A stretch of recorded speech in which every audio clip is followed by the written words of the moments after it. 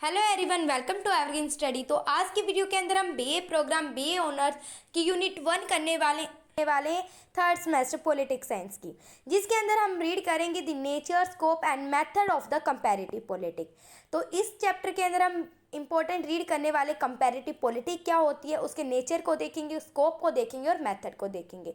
Let's start our video. तो सबसे पहले जो हमारे चैप्टर का नाम है कंपैरेटिव पॉलिटिक्स, तो कंपैरेटिव पॉलिटिक्स होती क्या है। तो सबसे पहले एक ह्यूमन होते हैं और ह्यूमन का जो बिहेवियर होता है कंपैरिजन करने का होता है। कंपैरिजन किस चीज़ का करते हैं हम, जैसे कि हम क्लास में होते हैं तो क्लास में कई बार हमारे एग्जाम में नंबर्स आते हैं तो हमारे ये बोला जाता है तुम्हारे कम है मेरे ज़्यादा, इस तरीके से होता है। तो इसको क्या बोलते हैं, हम कंपेयर कर रहे हैं तो इसको कंपैरेटिव बोलते हैं। और पॉलिटिक्स, राजनीति में गवर्नमेंट का, कंट्रीज का, इनका कंपैरिजन करना कंपैरेटिव पॉलिटिक्स कहलाया जाता है। समझ आ गया कि कंपैरेटिव पॉलिटिक्स क्या होता है। जैसे कि वर्ल्ड में हम क्या करते हैं, अलग अलग चीज़ों का कंपैरिजन करते हैं। जैसे हमारी बहुत सारी कंट्री, जैसे इंडिया का और ऑस्ट्रेलिया का कंपैरिजन करना, ये क्या कहलाता है, कंपैरेटिव पॉलिटिक्स कहलाया जाता है। अलग अलग जो यूएसए में और इंडिया का क्या कर देना, हम जो गवर्नमेंट है उनका कंपैरिजन कर देना, ये क्या कहलाता है, कंपैरेटिव पॉलिटिक्स कहलाया जाता है। समझ आ गया कि कंपैरेटिव पॉलिटिक्स क्या होता है। अब इंग्लिश में डेफिनेशन के साथ रीड करते हैं। Comparative politics is a comparative study. Comparative politics क्या होता है, कंपैरेटिव स्टडी होती है ऑफ द अदर कंट्री, जो अलग अलग कंट्रीज होती है उनकी स्टडी करना।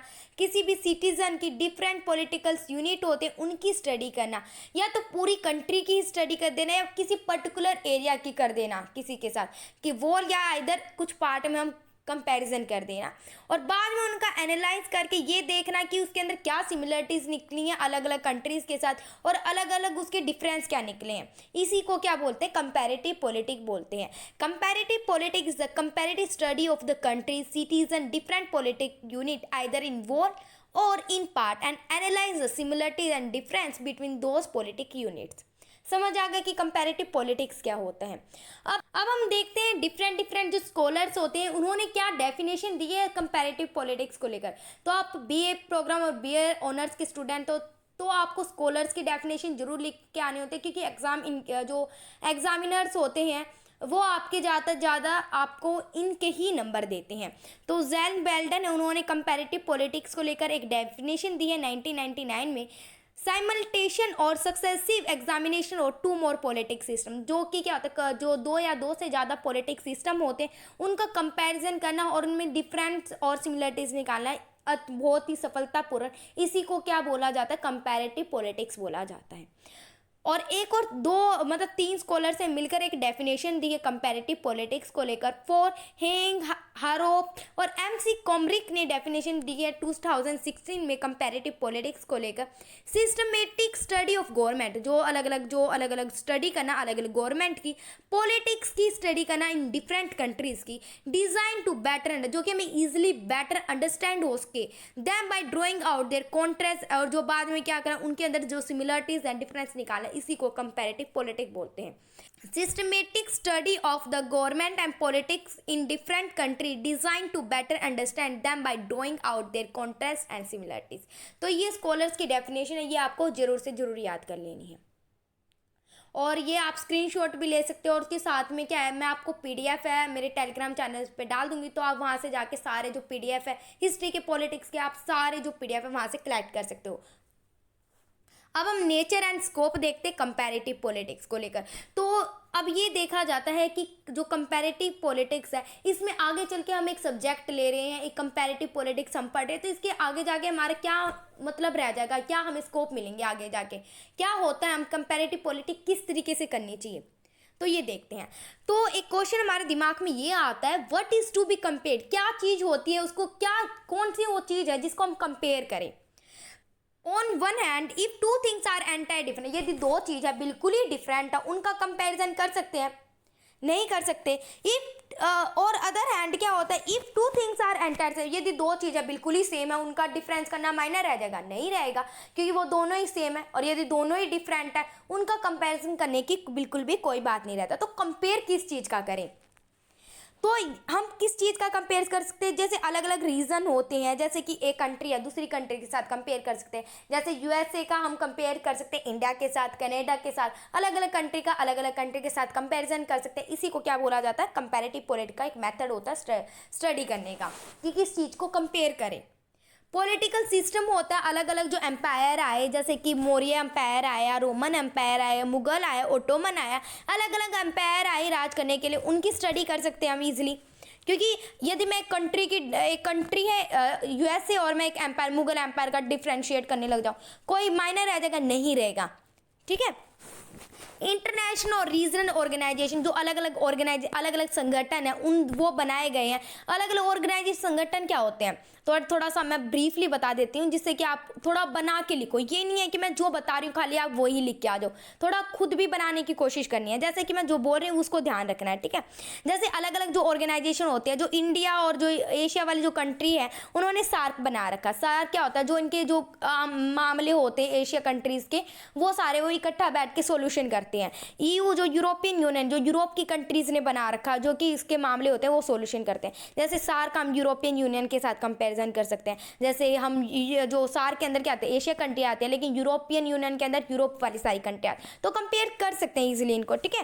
टाइप ऑफ पॉलिटिकल सिस्टम, जो अलग अलग पॉलिटिक्स सिस्टम है, डेमोक्रेटिक है, कहीं मोनार्की है, कहीं अलग अलग सिस्टम होते हैं, उनका कंपैरिजन कर सकते हैं हम। अब ये तो आ गया कि किस चीज़ का कंपैरिजन करें, ये तो पता चल गया। अब ये हमें पता होना चाहिए कि वो कैसे हम कंपैरिजन करें। हमें ये पता चल गया किस चीज़ों का कंपेयर करना। अब ये किस मेथड से हम कंपैरिजन करें, तो 3 मेथड दिए गए हैं, उनके आधार पर क्या है कंपैरेटिव पॉलिटिक्स में कंपैरिजन किया जाता है। फर्स्ट जो मेथड है, oriented toward the study of single country, इसको रीड करेंगे अभी। मेथडोलॉजी और एनालिटिकल, ये 3 मेथड है, इनके आधार पर हम डिफ्रेंशिएट कंपैरिजन करते हैं। तो पहला मेथड क्या है, study of a single state, कि स्टेट को भी हम कंट्रीज बोलते हैं। ठीक है। तो क्या होता है, जैसे कि हम स्टडी कर सकते हैं एक सिंगल कंट्री का, जस्ट लाइक मैं एक इंडिया का ही लेके चलो, क्योंकि आप इंडिया को ध्यान में रखोगे तो आप इजीली अंडरस्टैंड कर सकते हो। लेकिन आप कनाडा के साथ उसका कंपैरिजन स्टार्ट में कनाडा सोच लो तो कुछ भी याद नहीं होगा। आप इंडिया में रह रहे हो तो आपको अच्छी तरीके से इंडिया की बातें में पूरा याद हो जाएगा। जैसे कि हम क्या करें, पहला मेथड है स्टडी करने का, सिंगल कंट्री की स्टडी करें। जस्ट मैं इंडिया की स्टडी करूंगी, वहाँ पे गवर्नमेंट कैसी है, वहाँ पर पार्टी कौन सी है, क्या क्या चीज़ें होती हैं इंडिया के अंदर, कैसी डिस्ट्रिक्ट है, पूरी एक चीज मैं पूरी इंडिया के बारे में ही, सिंगल कंट्री के बारे में ही रीड करूं। लेकिन इसमें क्या होता है, जो फर्स्ट जो मेथड होता है सिंगल कंट्री का रीड करने का, उसके अंदर यूएस को रीड नहीं किया जाता, क्योंकि यूएसए की कंट्रीज का कंपैरिजन नहीं किया जाता। क्यों नहीं किया जाता, बिकॉज बाइस्ड हो जाता फर्स्ट मेथड, बिकॉज जो पहले जो कंपैरिजन किया जाता था वो खाली यूएस की कंट्रीज के साथ अनदर कंट्री का कंपैरिजन किया जाता था, इसलिए नहीं किया जाता, क्योंकि वो एक डेवलप कंट्री है। ठीक है, इसलिए नहीं करते। लेकिन आप याद रखो, यूएस को छोड़कर अदर कंट्रीज का कंपैरिजन किया जाता है। फर्स्ट जो मेथड होता है सिंगल कंट्री का। ठीक है। It is limit to provide detail description of a single case, एक चीज के अंदर बहुत सारे अनलिमिटेड आ जाएगा, यहाँ पर अनलिमिटेड आएगा। ठीक है। अनलिमिटेड चीजों का हमें बिल्कुल सिंगल केस मिल जाता है, एक इंडिया के गवर्नमेंट के बारे में हमें पूरा पता चल जाता है। लेकिन लिमिटेड क्या होता है, जैसे कि मैंने एक कंट्री के बारे में पूरी नॉलेज है मुझे इंडिया के बारे में, लेकिन मुझे अनदर कंट्री का पता ही नहीं है कि कनाडा में क्या है, ऑस्ट्रेलिया में क्या है, मुझे पता ही नहीं है, तो वहाँ पर ये लिमिटेड आ जाता है। समझ आ गया कि सिंगल कंट्री का ही हम कंपैरिजन करें, अनदर कंट्री का नहीं। एक कंट्री के अंदर स्टेट है कैसे हैं, उनके डिस्ट्रिक्ट कौन सी है, गवर्नमेंट कैसी, ये अलग अलग एक ही देश की रीड करना, ये होता है फर्स्ट मेथड। आप इस मेथड के साथ कंपैरिजन कर सकते हो। सेकंड मेथड आता है हमारा मेथडोलॉजी। तो मेथड, बार बार मेथड बोल रहे हैं, तो मेथडोलॉजी क्या होता है, इसके अंदर आता है कि हम फोकस करते हैं किस बहुत सारी कंट्रीज या ग्रुप ऑफ कंट्रीज में, बहुत सारी कंट्री है उनको ग्रुप में लाएंगे और क्या करेंगे, बाद में उनके रूल्स देखेंगे, उनके स्टैंडर्ड देखेंगे, अलग अलग पॉइंट ऑफ व्यू देंगे और उनको एनालाइज करेंगे बाद में। ये मेथडोलॉजी होता है। इस तरीके से भी आप कंपैरिजन कर सकते हो, मतलब साथ में रख के। ठीक है। अब सबसे इंपॉर्टेंट मेथड आता है कि इस तरीके से कंपैरिजन किया जाता है। नाउ इट इज जो भी कंपैरिजन किया जाता है वो एनालिटिकल मेथड से किया जाता है, जिसके अंदर क्या बहुत सारी कंट्रीज होती है, उनको रखा जाता है, उनके डिफरेंस और सिमिलरिटीज निकाले जाते हैं। लेकिन मैथोलॉजी के अंदर भी हमने नहीं पढ़ा था ये, और हमने वन सिंगल कंट्रीज के अंदर भी नहीं पढ़ा था। एनालिटिक के अंदर क्या है, ये जो थर्ड जो मेथड होता है ट्रेडिशन कंपेरिजन करने का, वो बहुत ज़्यादा इंपॉर्टेंट होता है। जो नाउ इट इज जो भी कंपेरिजन किया जा रहा है वो एनालिटिकल मेथड के द्वारा ही किया जाता है। जैसे कि मुझे कोई भी बहुत सारी कंट्रीज़ है उनके सोशल मूवमेंट को, जैसे यूएसए में क्या होता है, एफ्रो एशियन वाला हुआ था, इंडिया के अंदर बहुत सारे मूवमेंट हो, चिपको मूवमेंट हो, ये अलग अलग, इनका कंपैरिजन कर सकते हैं। तो ये एनालिटिक मेथड के द्वारा ही इनका कंपैरिजन किया जा सकता है। अलग अलग जो सोशल पार्टीज़ होती है, पॉलिटिक पार्टीज़ होती हैं, उनका रीड कर सकते हैं। अलग अलग गवर्नमेंट होती है अलग अलग कंट्री में, कहीं प्रेसिडेंटली फॉर्म ऑफ गवर्नमेंट होती है, कहीं पार्लियामेंट्री फॉर्म ऑफ गवर्नमेंट होती है। तो इनका भी कंपैरिजन कर सकते हैं हम एनालिटिकल मेथड में, जो कि ईजी है ना। और सबसे वो भी एक एलोब्रेट करके अच्छी तरीके से बता रखा है। अनदर कंट्री को हम रीड कर रहे हैं एनालिटिक मेथड में, ठीक है। और बाद में क्या होता है, जो भी इंस्टीट्यूशंस होते हैं, प्रोसेस होते हैं, वो अच्छी तरीके से डिफाइन होती है एनालिटिकल मेथड के अंदर, जहाँ पर हम सिमिलरिटी और डिफरेंस निकालते हैं। समझ आ गया, 3 मेथड थे जो कि सबसे इंपॉर्टेंट है एनालिटिक मेथड, आपको अच्छी तरीके से लिख के आना है। यदि आपने, आप स्कोप रीड करते हैं, यदि आपने एक सब्जेक्ट लिया है कंपैरेटिव पॉलिटिक्स करके, हम रीड भी कर रहे हैं, आपका एक चैप्टर है ना कंपैरेटिव पॉलिटिक्स, तो एक बुक भी होती है कंपैरेटिव पॉलिटिक्स, तो आपने कंपैरेटिव पॉलिटिक्स लिया है, तो इसके अंदर स्कोप क्या आपने ले लिया, अच्छा मैंने तो कंपैरेटिव पॉलिटिक्स सब्जेक्ट लिया, तो आपको क्या क्या आगे क्या क्या जॉब मिल सकते हैं इसको लेकर। तो आप क्या कर सकते हो, ऑल पॉलिटिकल स्ट्रक्चर वाली जॉब कर सकते हो, फंक्शन स्टडी कर सकते हो, पॉलिटिक बिहेवियर कर सकते हो, सिमिलरिटी और डिफरेंस निकाल सकते हो किसी भी चीज़ का, ऑल पॉलिटिकल सिस्टम की स्टडी आपको आ जाएगी अंदर। और बाद में इन्वायरमेंट और infrastructure of politic and other चीज़ों का भी आप कर सकते हो। एक एक चीज़ को करके आप अच्छी तरीके से याद करेंगे, जिससे कि आपको अच्छी तरीके से याद हो जाए, ठीक है। सबसे पहले आता है ऑल पॉलिटिक्स स्ट्रक्चर। तो यदि आपने क्या करा है, आपने एक सब्जेक्ट ले लिया all political structure, comparative politic ले लिया, आपको बहुत सारे अनदर कंट्रीज़ के स्ट्रक्चर पता है कि वो इस तरीके से स्ट्रक्चर है, यूएसए का इस तरीके से, इंडिया का इस तरीके से, ये है। तो इसके अंदर क्या है, आपको क्या जॉब मिल सकती है, जैसे कि स्ट्रक्चर क्या होते हैं अलग अलग कंट्री में, जैसे हमारे देश के अंदर है, हमारे अंदर क्या है, जुडिशरी है, एग्जीक्यूट है, हमारे अंदर लेजिस्लेचर है ना। उसी तरीके से अमेरिका में अलग है, कनाडा में अलग है, ऑस्ट्रेलिया में अलग है, यूरोप वाली जो कंट्रीज है उनके अंदर अलग अलग है ना। तो इस तरीके से आपको अलग अलग कंट्रीज़ का आपको क्या याद करना जाएगा, स्ट्रक्चर पता चल जाएगा, तो आपके अंदर बहुत सारी जॉब होंगी, आपको ईजिली पता चल जाएगा, ठीक है। तो ये भी एक जॉब होती है। The scope of comparative politics include the study of formal, और फॉर्मल होता है और इनफॉर्मल होता है, गवर्नमेंट और एक्स्ट्रा गवर्नमेंट या नॉन गवर्नमेंट जो एनजीओज होते हैं उनके अंदर आप जॉब कर सकते हो, ठीक है। इसके अंदर आता है ये, it is not confirm only to study the 3, ये नहीं है कि यहाँ पर लेजिस्लेचर, एग्जीक्यूटिव और जुडिशरी रीड किया जाता है पॉलिटिक्स स्ट्रक्चर के अंदर, अलग चीज़ें भी होती हैं। जैसे इंडिया के अंदर क्या स्टेट कनकर और हमारी सेंट्रल गवर्नमेंट के अंदर डिस्ट्रीब्यूशन है पावर का, तो आप वो भी एक जॉब कर सकते हो। तो बहुत ज़्यादा स्कोप होते हैं कंपैरेटिव पॉलिटिक्स में। अब क्या है, फंक्शनल स्टडी, तो अलग अलग चीज़ों की आपको स्टडी करने आ जाएगी, फंक्शनल जो कार्य होते, कार्यवर्त होते हैं, उनकी भी स्टडी कर सकते हो आप, ठीक है। जैसे कि आप को अच्छी तरीके से पता है कि किस चीज़ में किस तरीके से काम करना है, जैसे कि आपको पॉलिसीज़ बनानी है, यदि एक व्यक्ति है पॉलिसी बना रहा है, तो आप उसकी मदद कर सकते हो बनाने में, किस तरीके से पॉलिसी बनाओ, लोगों का भला होगा, लो इस तरीके से बनाओ, तो इस तरीके की आप जॉब कर सकते हो, ठीक है।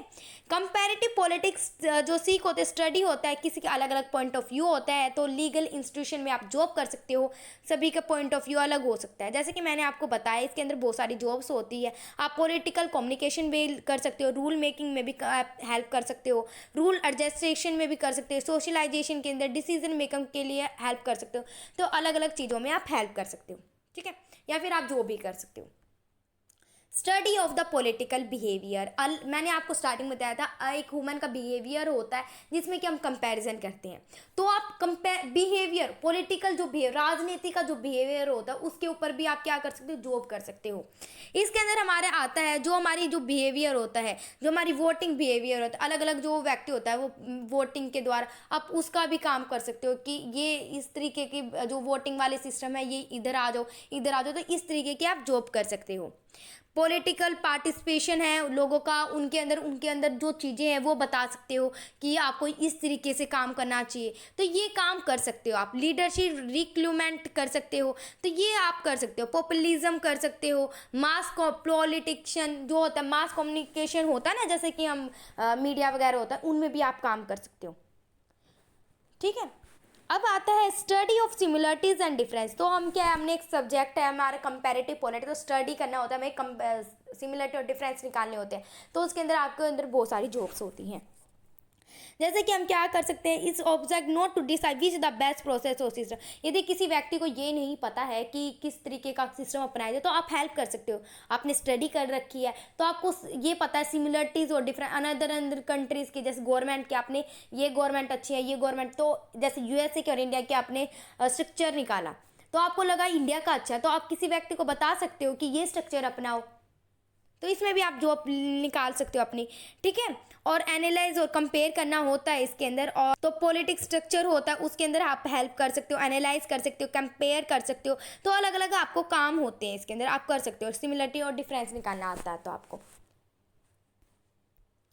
स्टडी ऑफ द और पॉलिटिक्स सिस्टम, तो आपको अलग अलग गवर्नमेंट के सिस्टम के बारे में पता है, जैसे यूएसए वगैरह हो गई, अलग अलग जो कंट्री ब्रिटेन वगैरह की पता है आपको पॉलिटिकल सिस्टम किस तरीके से है।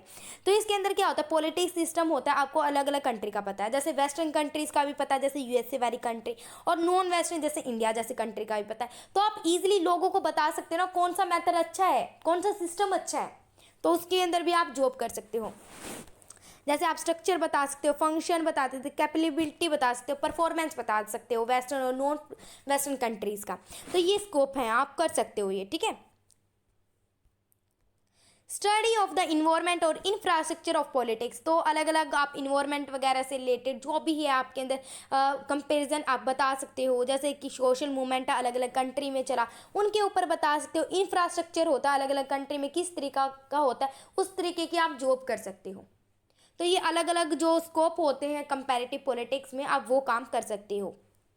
तो ये आपका टॉपिक जो है पार्ट 1 है वो हमारी यूनिट 1 का, वो कंप्लीट होता है। अगली वीडियो में हम देखेंगे कि कौन से वो रीज़न है जो इससे हम कंपैरिजन करना पड़ता है, अलग अलग चीज़ें देखेंगे।